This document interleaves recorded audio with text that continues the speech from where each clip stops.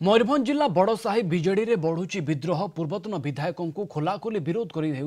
मेली पुरुखा नेता एवं कर्मी एकत्रित होई पूर्वतन विधायक गणेश्वर पात्रों को विरोध करिसेंती। बड़साही आसन पर गणेश्वर पात्रों को पुणी थे प्रार्थी करा नहीं चर्चा जोर धरिबा परे दल मध्य विद्रोह तीव्र होईछि।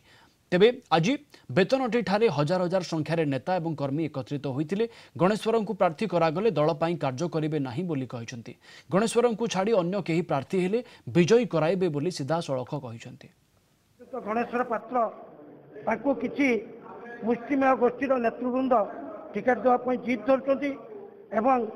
जदि टिकेट न जाइए स्त्री को टिकेट देवाई जिद धरती। तेणु मुझ लोक मान तरफ आम प्रिय मुख्यमंत्री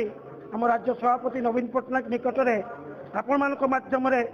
नवेदन करुच्ची दाबी करुच्ची गणेश्वर पात्र किंबा स्त्री को टिकेट न दि जाए अन्य जेकोसी लोक को टिकेट देने आम 20 ରୁ 30,000 भोट रे जययुक्त कर नवीन पट्टनायक हाथ मुठा को टाण करूँ। जदि नवीन पट्टनायक इतिहास को देखते बड़साही निर्वाचन इतिहास द्वितीय थर पर कहीं निर्वाचित होना तेणु से इतिहास को लेकिन नूतन कैंडिडेट दिखती ताहले आम निश्चित भाव 20 ରୁ 30,000 भोट जीतु कि पुराना कैंडिडेट देले जो कर्मी जो असंतुष्ट रही जेहेतु दुईटा ब्लक कम करुच्ची जानी करी मैंने असहयोग करेंगे जहाँफल कि आम निश्चित भाव में 20 ରୁ 30,000 भोट हारी जावार संभावना रही। तेणु आम प्रिय मुख्यमंत्री नवीन पट्टनायक अनुरोध करुच्ची गोटे नूतन मुह दिं कांग्रेस आसिक आम पाखे थे गणेश्वर बाबू तेणु आम चाहूलु से बीजेडी ल कानून जहाँ अच्छे लोक जो भाया बुझा उचित बुझा किंतु से यही स्टेज को चली गले छाड़ तो छोटिया कथा कहवानी आम दलर जो मैंने ऑर्गेनाइजर थिले भी जेल भितर पूरेवाई छाड़ी नथिले तेणु केवे संभव होनी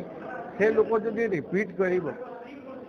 जीति हम परवर्ती समय दल को सुदृढ़ करने को हेले दल